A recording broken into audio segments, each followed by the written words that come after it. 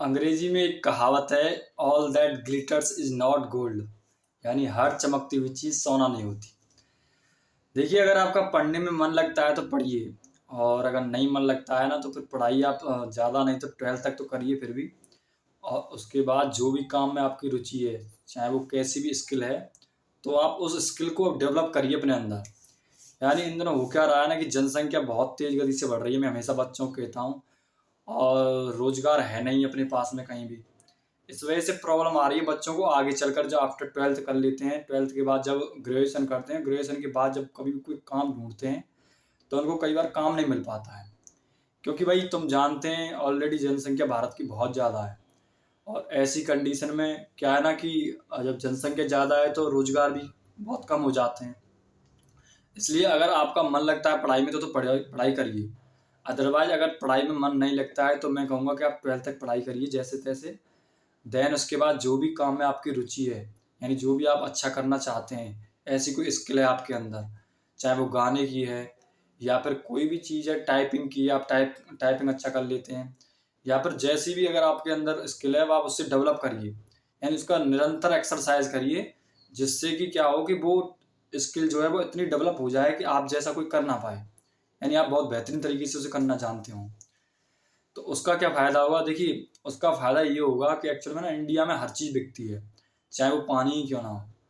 तो अगर ऐसी कंडीशन में अगर आप कोई भी स्किल डेवलप कर लेते हैं, जैसे आजकल बच्चे 10th क्लास में ही जैसे आप जानते हैं बड़े-बड़े यूट्यूबर होते हैं, तो वो क्या करते हैं कि वीडियो को एडिटिंग करना सीख लेते हैं और बहुत अच्छी खासी कमाई भी कर लेते हैं।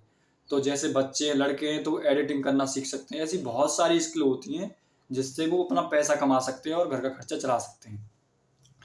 इसलिए मैं कहना चाहूँगा कि अगर आपका मन लगता हो तो पढ़ाई करिए, अदरवाइज़ आप अपने अंदर कोई स्किल ऐसी डेवलप कर लीजिए जिससे कि आप अपना आगे जाके काम चला सकें। तो ये मैं आपको एक फ्यूचर प्लानिंग की थोड़ी-सी टिप्स दे रहा हूँ जिससे कि आपको काम आए फ्यूचर में। दूसरी बात, एक छोटी-सी स्टोरी सुनाता हूँ मैं आपको जिससे आपको समझ में आएगा बहुत अच्छे तरीके से। हालाँकि मैंने कई बार सुनाई भी है बच्चों को। एक बार क्या होता है ना कि एक शेर होता है जंगल में, और वो क्या करते हैं, 2 शिकारी जाते हैं और शिकारी उस जंगल से शेर को पकड़ लाते हैं। शेर को पकड़ने के बाद जब भी उसका जो भी जैसे वो खाना खाता है, यानी मांस वगैरह जो भी खाता है या पानी पीता है, सब कुछ वो वहीं अवेलेबल करा दें, यानी उसको कुछ नहीं करने देते। आफ्टर सम टाइम होता क्या है कि शिकारी ये जाँच करते हैं कि भाई कुछ समय बाद कि वाक़ई में शिकार पहले की तरीके से कर रहा है शेर या फिर कुछ अलग कर रहा है।